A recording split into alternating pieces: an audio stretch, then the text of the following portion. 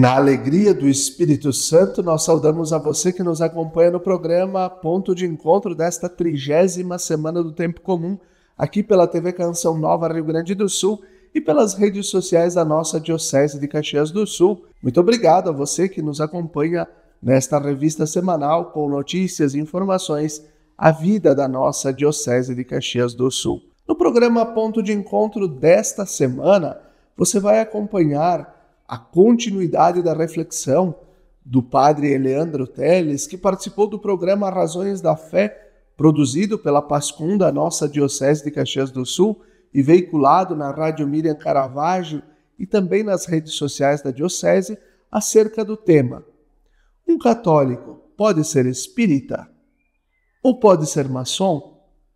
Nós vamos acompanhar a continuidade desta reflexão. Um católico que frequenta o espiritismo, ele está fazendo uma grande confusão. Assim como um espírita que frequenta a Igreja Católica também está fazendo uma grande confusão. Na verdade, esta pessoa não conhece de verdade nem a doutrina espírita e nem a doutrina católica ou cristianismo. Então, como nós vimos, por todas essas diferenças, que são diferenças fundamentais, um católico não pode crer, não pode acreditar e, portanto, não faz sentido nenhum frequentar o espiritismo. E nem vice-versa, um espírita frequentar o catolicismo, porque aí ele precisaria crer na ressurreição, na divindade de Jesus, etc. Então, são contradições totais.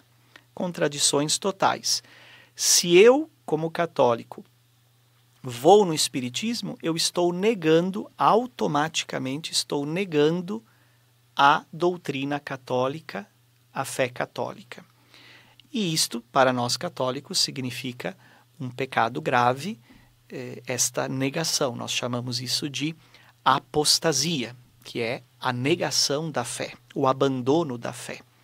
Então, realmente é algo muito sério e precisamos esclarecer cada vez mais os católicos. Eu digo sempre, nós precisamos ter clareza, né? Quem é católico precisa ter clareza. O que é que eu acredito? Se eu sou católico, é porque eu acredito em determinadas verdades de fé, determinados princípios, determinada doutrina, que é a doutrina da Igreja Católica, que está na Bíblia, que está nos Evangelhos, que está na doutrina da Igreja. E eu tenho que ter clareza disso para não confundir, para não misturar com outras doutrinas e aí fazer uma bela confusão, uma bela salada de frutas, como infelizmente muitos católicos que não têm uma boa formação acabam fazendo. Perfeito. E agora a gente passa para outro tema dentro dessa questão, que é a questão da relação com a maçonaria, né? Qual é o ponto central da incompatibilidade histórica e teológica da maçonaria com a Igreja Católica? Sim. Este tema da maçonaria, da relação entre Igreja Católica e maçonaria, é um tema muito complexo, realmente muito complexo. Nós tivemos recentemente, nas últimas décadas, algumas declarações da Igreja, declarações oficiais da Igreja a respeito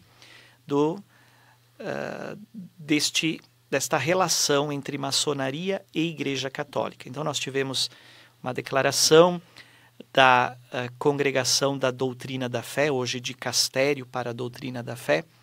Lá em 1974 tivemos uma declaração, depois em 1981, em 1983 uma nova declaração e recentemente o Papa Francisco também emitiu uma declaração oficial assinada pelo Papa Francisco e pelo cardeal Victor Fernandes, que é o atual prefeito do Dicastério da Doutrina da Fé. Foi no ano 2023, esta última declaração que confirmou todas as outras. Qual é o grande problema? Tem questões históricas e tem questões doutrinais. Quais são as questões históricas? Quem conhece a maçonaria sabe que ela surge como uma associação, a Associação dos Pedreiros Livres, na França, e esta associação surge com ideais revolucionários, que depois serão os mesmos ideais da Revolução Francesa, a igualdade, a fraternidade e a liberdade. Igualité, fraternité e liberté. Esses são os grandes princípios da maçonaria, que são os princípios da Revolução Francesa. Só que a maçonaria surge com o espírito revolucionário do iluminismo francês, que é contra a igreja. Então a maçonaria ela surge com um espírito e com uma prática anticlerical. Por isso que os maçons, até pouco tempo atrás, os maçons vão perseguir a igreja. Em vários locais do mundo, não apenas na Europa, mas, por exemplo, aqui na nossa região, quando iniciou a colonização italiana aqui na região da Serra Gaúcha, havia maçons, havia imigrantes italianos maçons e imigrantes também de outras nacionalidades. E a maçonaria foi uma força contrária à igreja, aqui na nossa região, até pouco tempo atrás. Tivemos episódios, fatos históricos muito tristes, inclusive de padres aqui na nossa região, em algumas paróquias, que foram perseguidos, violentados, tiveram que fugir de emboscadas preparadas pela maçonaria. Especialmente um ramo da maçonaria, que são os Carbonari, um ramo mais agressivo contra a Igreja Católica. Então temos esses fatores históricos. A maçonaria sempre foi uma força que, desde a sua origem, perseguiu a igreja. Uma organização anticlerical. Agora, sobre a questão doutrinal, que é o que hoje mais importa, porque hoje a maçonaria, a princípio, não persegue mais a igreja, não faz mais oposição à igreja atualmente. Pelo menos não de forma explícita. Agora, questões doutrinais, estas sim persistem. Tudo aquilo que nós falamos antes a respeito do espiritismo pode ser aplicado também à maçonaria. Por quê? Porque a maçonaria não tem uma doutrina específica. A maçonaria aceita qualquer religião, os seus membros podem ser de qualquer religião. Então aqui nós temos um relativismo religioso, e esse é o ponto principal. A maçonaria, ela é uma organização, uma teoria, uma filosofia, uma ideologia, digamos assim, que relativiza todas as religiões. Há um relativismo religioso. Porém, eles têm uma crença, que essa deve ser compartilhada por todos, que é a crença no grande arquiteto do universo. O que é esse grande arquiteto do universo? É Deus? Sim e não, porque para nós, cristãos católicos, nós temos uma doutrina muito clara sobre Deus, quem é Deus, como Ele é. Como Ele se revelou através de Jesus Cristo, através da Bíblia, dos profetas, e na maçonaria isso é totalmente relativizado. Para eles, o arquiteto do universo é uma força cósmica, é uma espécie de deísmo. Muito mais o Deus de Spinoza, por exemplo, na história da filosofia. E isto é uma heresia. Para nós, católicos, isto é uma heresia. Deus não é simplesmente uma força cósmica presente na natureza. Não, para nós Deus é uma pessoa, Deus é uma trindade de pessoas, o Pai, o Filho e o Espírito Santo.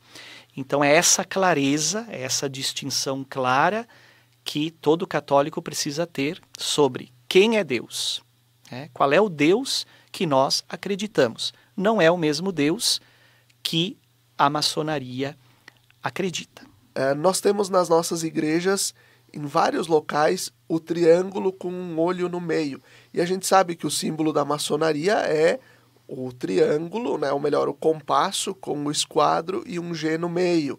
Também, às vezes, também tem o olho também, às vezes, no meio. Então, a pergunta que ela faz sobre o significado do triângulo com o olho. O que essa imagem significa para a igreja? Ótima pergunta. Em que a maçonaria, ela se apropria de símbolos que originalmente são símbolos cristãos. E aqui tem um outro ponto que você me faz lembrar agora com essa pergunta. É um outro problema. Por quê? Porque a maçonaria, ela trabalha com dois elementos religiosos muito complicados e muito delicados. Um primeiro elemento é o segredo. É uma sociedade secreta.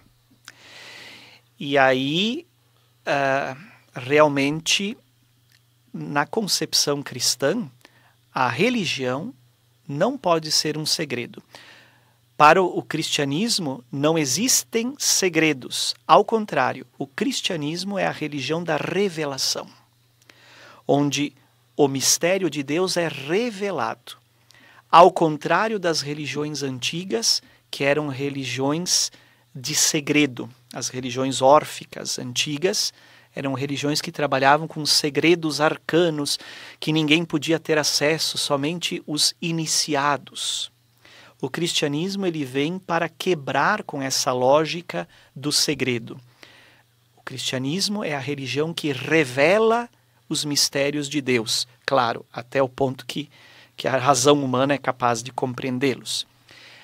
Mas a maçonaria trabalha com o elemento do segredo. A gente não sabe exatamente o que acontece, né? Inclusive, nem as mulheres dos maçons não têm acesso a determinadas reuniões que são reservadas somente para os homens. E depois existem muitos graus, né, dentro da maçonaria. Então, quem é de um grau inferior também não conhece os segredos de quem pertence a um grau superior dentro da maçonaria. E um outro elemento são os símbolos e ritos. Então, a maçonaria trabalha com muitos ritos e com muitos símbolos que ela tira de diferentes religiões. Então, ela faz uma mistura. A maçonaria faz um grande sincretismo de vários símbolos religiosos de muitas religiões. Então, esse é um outro problema que vai contradizer a nossa doutrina católica. E um dos símbolos é justamente o compasso e o esquadro que formam um triângulo com o olho no meio. Isso vai ficar muito parecido com o nosso triângulo católico com o olho no meio. Qual é a diferença?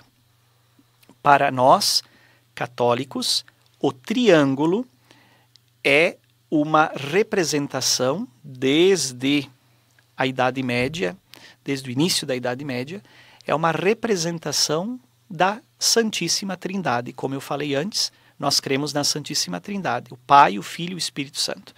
Então, em todas as igrejas, não em todas, mas em muitas igrejas, especialmente mais antigas, existe o triângulo como representação da Santíssima Trindade. E no meio do triângulo, um olho, que representa a onisciência de Deus, ou seja, a sabedoria onipotente de Deus. Deus sabe tudo, Deus vê tudo. Deus está presente em todos os lugares, está onipresente e ele é onisciente, ele vê tudo, sabe tudo. Então este é o significado do símbolo para nós católicos. E diferentemente da maçonaria, que com o esquadro e o compasso quer representar o grande arquiteto do universo, este ser que ninguém sabe exatamente o que é, que teria então projetado o universo. E assim nós vamos concluindo o primeiro bloco do nosso programa Ponto de Encontro desta 30ª semana do Tempo Comum. Fique com a gente, até daqui a pouquinho.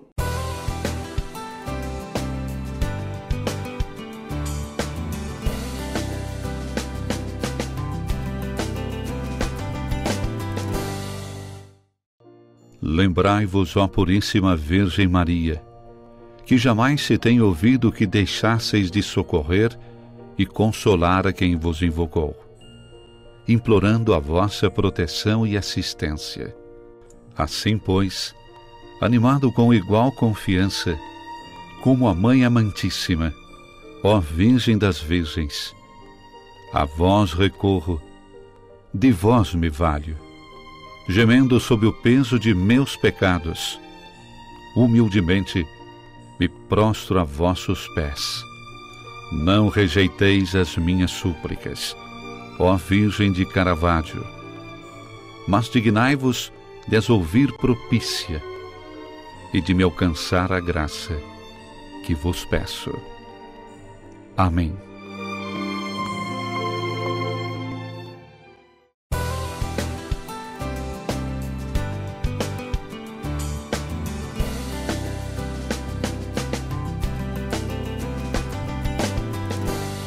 Estamos de volta com o segundo bloco do nosso programa Ponto de Encontro desta 30ª semana do Tempo Comum, aqui pela TV Canção Nova Rio Grande do Sul e pelas redes sociais da nossa Diocese de Caxias do Sul. Obrigado a você pela audiência e pela companhia. Nós continuamos neste segundo bloco com a presença do Padre Leandro Teles, que é doutor em Teologia Moral e que nos ajuda a entender o tema. Um católico pode ser espírita? Pode ser maçom? Vamos acompanhar. Um católico não pode ser maçom. De acordo com os documentos da Igreja, um católico não pode ser filiado à maçonaria. Existem esses documentos oficiais. Como eu disse antes, a relação entre a Igreja Católica e a maçonaria é uma relação muito delicada. Existe um diálogo, sim, existe uma aproximação. Podemos ter momentos de diálogo com os maçons, sem dúvida nenhuma, como podemos ter diálogo interreligioso com qualquer outra religião. A Igreja Católica tem esse princípio do diálogo interreligioso. Então, nós podemos ter relações de diálogo, de parceria, em ações, inclusive ações humanitárias, por exemplo, com qualquer religião. Com o budismo, o islamismo, com o judaísmo e também com a maçonaria ou com os espíritas. Isso não é problema. O problema é quando a gente começa a misturar as doutrinas e confundir a fé. Ali é que está o problema.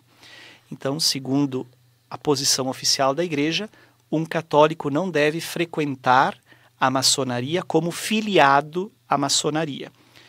Se isto acontece, então este católico está numa situação de pecado, pecado grave, segundo a lei da Igreja, e, portanto, não deve comungar, não deve se aproximar da Sagrada Eucaristia. É esta que é a norma da Igreja. É justamente essa a próxima pergunta, né? Do ponto de vista dos sacramentos, alguém que assume a vida espírita ou a própria filiação à maçonaria, ele pode se confessar? Então o Padre Leandro já deu a resposta que não pode comungar, né? Pode participar da vida da Igreja, da organização da Igreja? Então, depende. Na Igreja há lugar para todos, né? Na Igreja há lugar para todos. Porém, nem todos podem ocupar o mesmo lugar. Como diz São Paulo, existem diferentes dons, carismas, diferentes funções e missões dentro da Igreja. Então, com certeza todos na Igreja podemos participar. Agora, ser um catequista, ser um ministro da comunhão, ser padre, ser uma irmã religiosa, para estas funções a pessoa precisa estar vivendo totalmente de acordo com a doutrina da Igreja. Em plena comunhão. Em plena comunhão com a Igreja.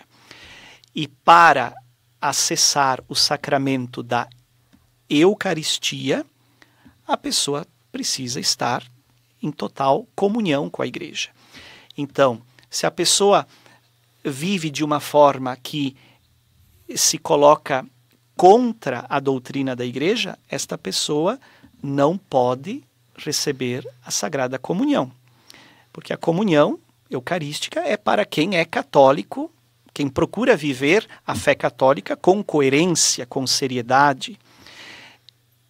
Mas, claro, sempre existe a possibilidade de mudar de vida, de se arrepender e de voltar a esta comunhão com a igreja. E aí nós temos o sacramento da reconciliação, que é a confissão dos pecados. Então, quando uma pessoa se dá conta de que está no caminho errado ou que está vivendo de forma contrária à doutrina da igreja, ela pode se arrepender, pode buscar o sacerdote, fazer a confissão, a sua confissão, e dessa forma ela é reconciliada com a igreja e poderá novamente receber a Eucaristia em plena comunhão com a igreja. Muito bem. E na prática, agora justamente falando sobre a figura de um pároco, do padre, o que ele deve fazer, o que se faz, o que também as lideranças devem fazer quando ficam sabendo que uma catequista vai ao centro espírita, de que alguém, às vezes, que é ministro da Eucaristia é da maçonaria. Como é que se procede com isso? Como é que se procede? Se procede primeiro com muito respeito, né? Esse é o princípio básico. Eu acho que aqui nós temos que esclarecer bem isto, né? Nós, católicos, respeitamos todas as religiões. Mas respeitar não significa acreditar. E nem concordar. E nem concordar com tudo, evidentemente. Então, primeira postura, né, como o Papa Francisco sempre ensinou, e agora o Papa Leão, enfim, todos os papas, né, é respeito, a postura, a atitude de respeito. Respeito à liberdade religiosa. E um segundo ponto é tentar esclarecer, tentar oferecer às pessoas, aos católicos, no nosso caso, né, oferecer formação, conhecimento. Porque quando a pessoa conhece, né, quando ela aprofunda essas questões de doutrina, de fé, ela vai conhecendo, ela vai se dando conta e ela mesma vai compreendendo a importância de viver de um modo coerente a sua fé cristã católica. Então, é através do conhecimento, é através do estudo, da formação, que nós podemos oferecer aos nossos leigos, às nossas lideranças nas pastorais, aos católicos em geral, como esse programa, né, como essa nossa conversa aqui. Isto é conhecimento, isto é formação para fortalecer, esclarecer e fortalecer, aprofundar, amadurecer cada vez mais a fé dos nossos católicos. O padre Leandro, ele respondeu já em diversos pontos do programa, ele respondeu. Mas agora ele vai fazer um pequeno resumo de tudo.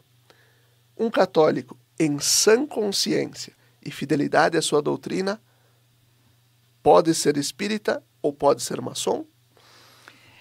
Não pode, porque ao frequentar o espiritismo ou a maçonaria, este católico está entrando em contradição, numa postura de incoerência com a fé da Igreja Católica, com a doutrina da Igreja, aquilo que nós cremos e professamos na nossa fé. Então significa um distanciamento, significa um abandono e uma negação da doutrina católica. Eu só gostaria de frisar que nós partimos sempre da liberdade religiosa. A Igreja Católica, isso é um princípio também da doutrina católica, a liberdade religiosa. Todos são livres para crer no que quiserem. Mas nós não podemos criar uma confusão misturando as doutrinas religiosas. Isso não. Porque aí nós estamos criando uma outra religião, que não é nem o espiritismo, nem o catolicismo e nem a maçonaria. Quando eu misturo tudo isto e acho que tudo é a mesma coisa, aí é que está o problema. Porque aí eu não estou sendo nem espírita de verdade, nem católico de verdade e nem maçom de verdade. Não vale aquela máxima que muita gente diz que Deus é um só, né, nessas questões. Exatamente. Para nós católicos, Deus, ele é um só, sim, porque ele é o único que existe. Mas nós temos diferenças na visão, na compreensão desse Deus. Eu, como católico, não acredito no mesmo Deus que um muçulmano acredita, né? Senão eu seria muçulmano. Então as religiões existem justamente porque existem diferenças a respeito da sua visão sobre Deus. Muito bem. Muito obrigado, Padre Leandro, por ter estado aqui conosco, partilhado justamente desta clareza. E assim nós vamos concluindo mais um ponto de encontro. Se nos acompanha nesta quinta-feira, fica com a adoração ao Santíssimo Sacramento ao vivo do Santuário de Caravaggio. E se nos acompanha no domingo, fica com a transmissão da Santa Missa ao vivo de Caravaggio. Até a próxima semana, até o próximo ponto de encontro.